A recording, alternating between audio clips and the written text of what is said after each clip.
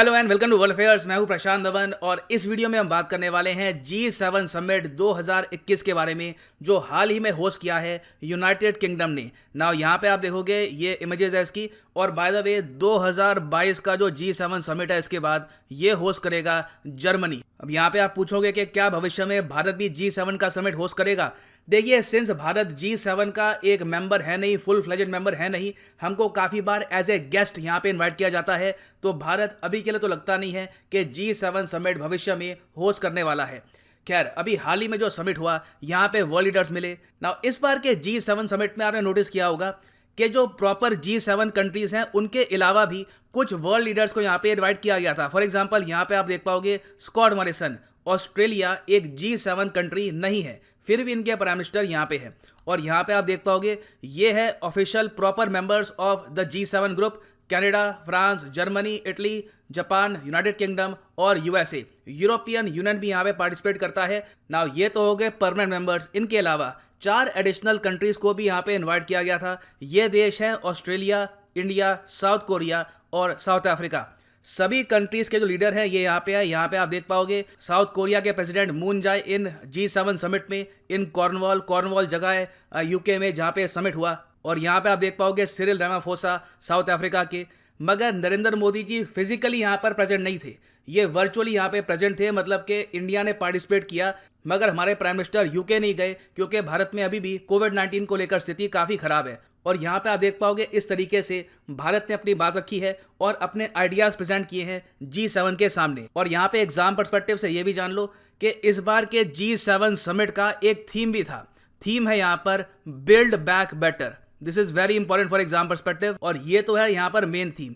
इसके अलावा इनके कई प्रायोरिटी एरियाज भी थे जिन पर अलग से बातचीत हुई है। फॉर एग्जाम्पल मोदी जी ने यहाँ पर 2 मेन सेशन अटेंड किए और यहाँ पर दिया अपना स्पीच। एक सेशन था यहाँ पर building back together open societies and economies, और दूसरा था building back greener climate and nature. Bharat के पीएम ने यहाँ पर यह बात बोली है, पहली बात तो कि G20 कंट्रीज, G7 की बात नहीं कर रहे, G20 कंट्रीज में भी आप अगर देख लो तो भारत अकेला देश आपको मिलेगा जो प्रॉपरली पेरिस क्लाइमेट एग्रीमेंट को फॉलो कर रहा है और एक 2 डिग्री कंप्लायंट देश है। मतलब कि भारत ने ओवरऑल अपनी तरफ से कार्बन एमिशन काफी कम कर दिए हैं, सोलर प्लांट्स लगाकर ओवरऑल पोल्यूशन कम करके। तो जो ग्लोबल टारगेट है कि धरती का तापमान 2 डिग्री सेल्सियस से ऊपर नहीं बढ़ना चाहिए, उसमें भारत का कंट्रीब्यूशन है, मगर बाकी देश यहाँ पे कंट्रीब्यूट नहीं कर रहे। ये बात इंडिया ने ओपनली कही है G7 लीडर्स को, और इंडिया के इस पॉइंट को लेकर G7 कंट्रीज ने अपने डिक्लेरेशन में कहा भी है कि अब टाइम आ चुका है, फाइनली हम क्लाइमेट चेंज को लेकर प्रॉपरली काम करेंगे। जो बाइडेन ने यह भी कहा कि बीच में 4 साल के लिए जब ट्रंप पावर में थे तो यूएसए की पॉलिसी काफ़ी हद तक चेंज हो गई थी। यूएसए ने पेरिस क्लाइमेट एग्रीमेंट से पुल आउट भी कर लिया था, मगर अब ये अपने अंडर पूरी कोशिश करेंगे कि क्लाइमेट चेंज के युद्ध में यूएस अपनी प्रॉपर पार्टिसिपेशन दे। नाउ इसके अलावा आपने ये भी सुना होगा कि भारत ने यहाँ पर एक आइडिया रखा वन वर्ल्ड वन हेल्थ का। ये क्या है? क्या कोई यूनिवर्सल इंश्योरेंस स्कीम है? हॉस्पिटल बनाए जाएंगे? देखो, बहुत ही सिंपल है, वन वर्ल्ड वन हेल्थ। इसमें कोई हॉस्पिटल नहीं बनेंगे, ये सिर्फ है वैक्सीन के लिए। अभी दुनिया के लिए सबसे नंबर 1 प्रायोरिटी क्या है? दुनिया में ज़्यादा से ज़्यादा जो आबादी है इसको हम करें वैक्सीनेट, ताकि पेंडेमिक कंट्रोल में आ सके। भारत ने यहाँ पर सिंपली ये बात बोली है कि वैक्सीन सप्लाई चेन ओपन कर दो। वैक्सीन सप्लाई चेन ओपन करने का क्या मतलब है? इसका मतलब ये है कि वैक्सीन बनाने की जो सामग्री है, जो इंग्रेडिएंट्स है, जो रॉ मटेरियल हैं, इस पर रोक लगाना बंद करो। भारत ने यहाँ पर इनडायरेक्टली ये बात सुनाई है यूएसए को, क्योंकि यूएसए ने हाल ही में आपको पता होगा वैक्सीन बनाने के लिए जो रॉ मटेरियल चाहिए होते हैं उसका एक्सपोर्ट कर दिया था ब्लॉक, जिसकी वजह से ना सिर्फ भारत को, पूरी दुनिया को लॉस हुआ। क्योंकि भारत जब वैक्सीन बनाता है तभी पूरी दुनिया इसको यूज़ कर पाती है। तो भारत का जो ये आइडिया है वन वर्ल्ड वन हेल्थ का, ये मेनली यहाँ पर यही कहता है कि वैक्सीन चेन्स ओपन कर दो। दूसरी बात भारत ने यहाँ पर यह भी बोली है कि प्राइवेट कंपनीज को हमको ये भी कहना चाहिए कि अभी के लिए जो अपने वैक्सीन के फॉर्मूले हैं उस पर अपना पेटेंट यूज मत करो। ये जो फॉर्मूला है ये हर जगह डिस्ट्रीब्यूट कर दो, ताकि अफ्रीका में, लैटिन अमेरिका में, हर जगह लोग बहुत ही आसानी से वैक्सीन मैन्युफैक्चर कर पाएं और ओवरऑल ये पेंडेमिक कंट्रोल में आ पाए। और ऑब्वियस ही बात है, जर्मनी की चांसलर एंगेला मर्केल ने भारत का यहाँ पे समर्थन किया। उसके अलावा फ्रांस के प्रेसिडेंट इमैनुअल मैक्रोन ने भी यहाँ पे सपोर्ट किया भारत का, क्योंकि ये 2 देश है जर्मनी और फ्रांस, ये आज भी डिपेंड कर रहे हैं इंडिया पे कि भविष्य में इंडिया में इतनी वैक्सीन बनेगी कि भारत इन कंट्रीज को भी वैक्सीन एक्सपोर्ट कर पाएगा। USA of course one world one health को लेकर काफी हद तक चुप रहा, मगर आई एम श्योर ये इस पर एक्शन लेंगे और ओवरऑल वैक्सीन की जो प्रोडक्शन है ये बढ़ाई जाएगी। ना यहाँ पे आप पूछ सकते हैं ठीक है, भारत के जो यहाँ पर सुझाव है क्या इन्होंने कहीं लिखित रूप में उसके बारे में कमिटमेंट दी है कि हम इस पे काम करेंगे? तो इसका आंसर है हाँ, बिल्कुल। भारत देखिए एक बहुत ही प्रभावशाली देश है आज के समय। G7 के परमानेंट मेंबर हम चाहे नहीं भी हैं, मगर एज ए स्पेशल गेस्ट भी इंडिया ने यहाँ पे काफी बड़ी छाप छोड़ी है। जब G7 कंट्रीज ने कार्बेस बे डिक्लेरेशन तैयार किया, अब यहाँ पे आप कहोगे एक मिनट ये क्या है? अभी तो बात चल रही थी कि G7 हुआ है यूनाइटेड किंगडम में, ये कार्बेस बे क्या हो गया? कार्बेस बे एक बहुत ही सुंदर रिजॉर्ट है यूनाइटेड किंगडम में, वहां पर G7 समिट हुआ हाल ही में। तो अब देखो दुनिया भर के वर्ल्ड लीडर्स यहाँ पे इकट्ठा हुए, बातचीत हुई, कुछ निष्कर्ष यहाँ पे निकला होगा, कुछ बातों पर एग्रीमेंट हुआ होगा कि ठीक है हम सब इस बात को लेकर सहमत हैं। तो जिन पॉइंट्स पर सारी कंट्री सहमत हैं उसको ये पॉइंट्स में कन्वर्ट करके दुनिया के सामने रखते हैं डिक्लेरेशन कि देखिए ये सब जो पॉइंट्स हैं इनको प्रेजेंट कर रही है आज के समय G7 कंट्रीज पूरी दुनिया के सामने। तो वहां पे भारत के जो सुझाव हैं इन्होंने बिल्कुल टॉप प्रायोरिटी पे रखे हैं। सो यहाँ पे आप देख पाओगे ये व्हाइट हाउस की वेबसाइट है। ये इस टाइप का जो डॉक्यूमेंट है ये आपको फ्रांस की सरकार की वेबसाइट, जर्मनी की गवर्नमेंट वेबसाइट, हर जगह आपको मिल जाएगा।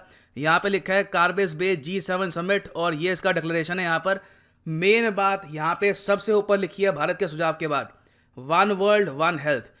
सारे G7 कंट्रीज कह रहे हैं कि बिल्कुल पैंडेमिक खत्म करने के लिए हम काम करेंगे। अब कैसे काम करेंगे?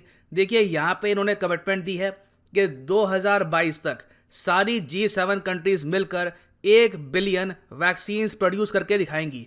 ये कैसे होगा? ऑब्वियस ही बात है, भारत का सुझाव मानकर वैक्सीन सप्लाई चेन को ओपन करके। तो इसमें बाइडेन को भी अपनी जो नीतियां हैं ये कुछ हद तक चेंज करनी होगी, ऑलरेडी चेंज कर चुके हैं, इसमें और रिलैक्सेशन लानी होगी। अब यहाँ पे आप पूछोगे अच्छा 1 बिलियन 100 करोड़ वैक्सीन ये बेचेंगे ये लोग या फिर फ्री में?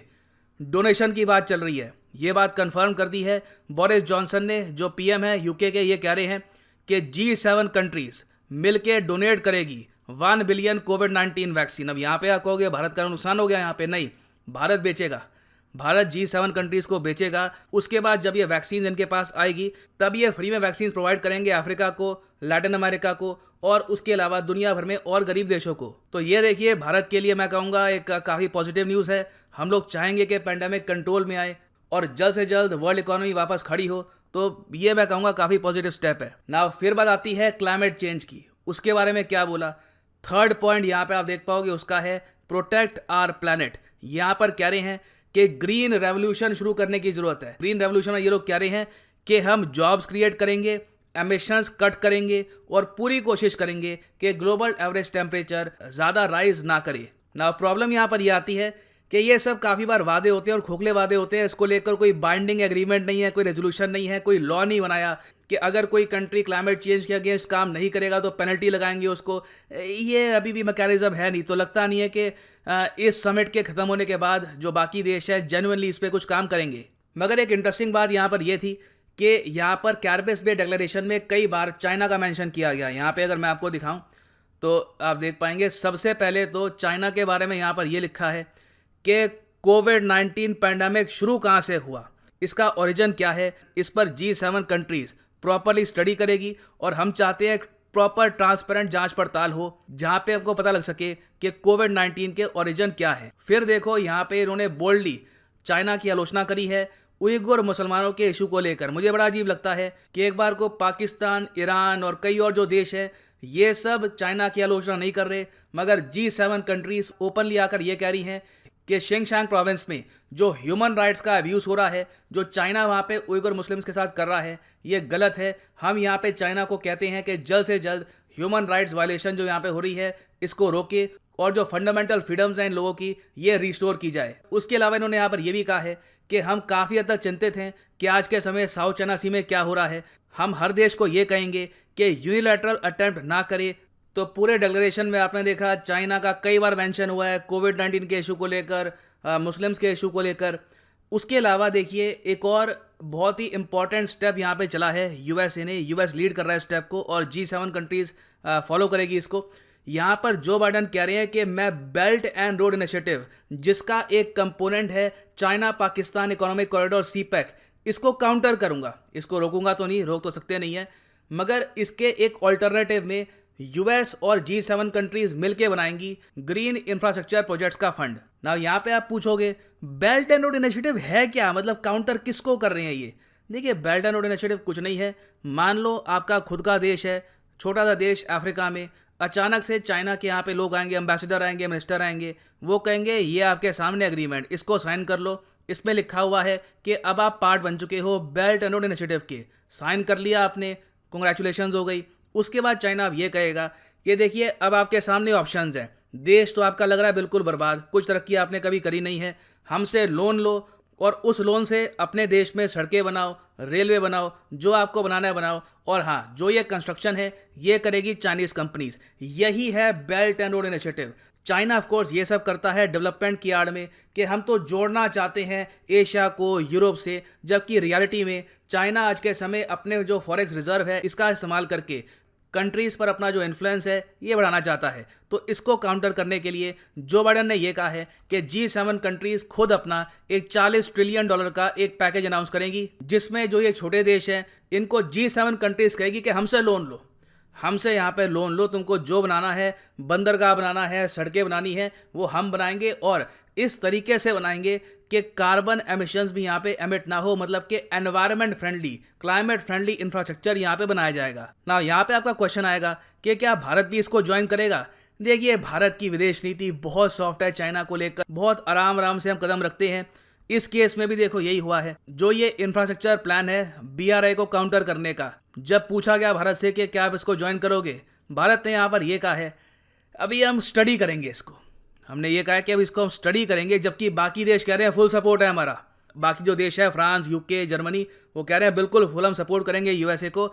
इंडिया यहाँ पर ये कह रहा है पहले स्टडी करेंगे, देखेंगे कि प्लान है क्या, फिर कुछ समय बाद हम डिसाइड करेंगे करना क्या है, ताकि चाइना ऑफ कोर्स यहाँ पे बहुत ज़्यादा नाराज़ ना हो जाए। तो इंडिया ने यहाँ पर बहुत ही सॉफ्ट अप्रोच रखी है इस प्लान को लेकर। और फिर यहाँ पे आप पूछोगे कि अगर G7 कंट्रीज इस हद तक टारगेट कर रही है चाइना को कि उनका नाम तक डाल दिया डिक्लेरेशन में, ओपनली चाइना के बारे में मेंशन किया, तो चाइना ने भी कुछ कहा होगा।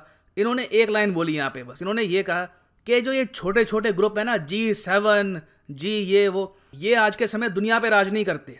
ये चाइना का यहाँ पे बहुत ही एरोगेंट सा रिप्लाई है कि दुनिया मल्टीपोलर हो चुकी है, कई देश यहाँ पे और हैं जो बड़े यहाँ पे स्टेक होल्डर हैं, रशिया है, चाइना खुद है, उसके अलावा कई और देश हैं। तो चाइना यहाँ पर ये कह रहा है कि जो ये एक्सक्लूसिव सा क्लब है ना G7, इसकी नाम सुनते हैं और नाच के समय ये दुनिया पे राज करते हैं। तो ये था चाइना का जवाब। मगर यहाँ पे मैं आपसे जानना चाहूँगा कि जो ये BRI को काउंटर करने के लिए G7 का प्लान है, क्या भारत को उसको अभी ज्वाइन करना चाहिए था, या हमने अभी के लिए ठीक किया है कि दूर रहो, स्टडी करेंगे, 2-3-4 साल बाद देखेंगे हमको सूट करता है अगर, तो इसको हम ज्वाइन करेंगे?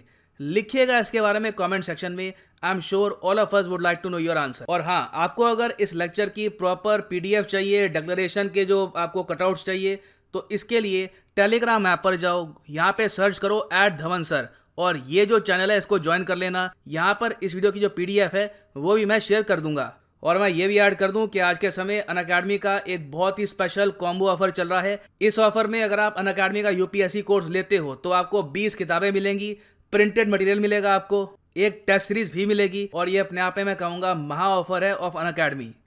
आपको यहाँ पे सिंपली क्या करना है कि कमेंट सेक्शन में जाओ, यहाँ पे आपको लिंक मिलेगा UPSC CSE सब्सक्रिप्शन का, इसको क्लिक कर लेना और यहाँ पे आपके सामने खुलेगा कॉम्बो ऑफर, और फिर यहाँ पे आप ले सकते हैं ये कोर्स। नाउ इस कोर्स में आपको एक मेंटर भी मिलेगा, एक कोच, जो पूरे टेन्योर में इंश्योर करेगा कि प्रॉपरली आप इस कोर्स को फॉलो भी करें। और बाय द वे, यहाँ पे आपका प्रीलिम्स, मेंस और ऑप्शनल तीनों कवर होते हैं। अगर जो ये कोर्सेज हैं आप अगर परचेज करोगे अलग अलग, तो आपको ये 85,000 से भी ऊपर के पड़ जाएंगे, मगर यहाँ पे ऑलरेडी आपको डिस्काउंट मिल रहा है। इसके ऊपर भी आपको मिल सकता है एडिशनल डिस्काउंट अगर आप यूज करते हैं यहाँ पे प्रोमो कोड PD10। प्राइसेस और ज़रा गिर जाएंगे और सिर्फ 5,738 रुपीज़ पर मंथ में आप प्रिपेयर कर सकते हैं for UPSC prelims, mains and optional. So use the code PD10 and save money. इसी नोट के साथ यह है वीडियो का अंत। Thank you for listening and as always God bless you all.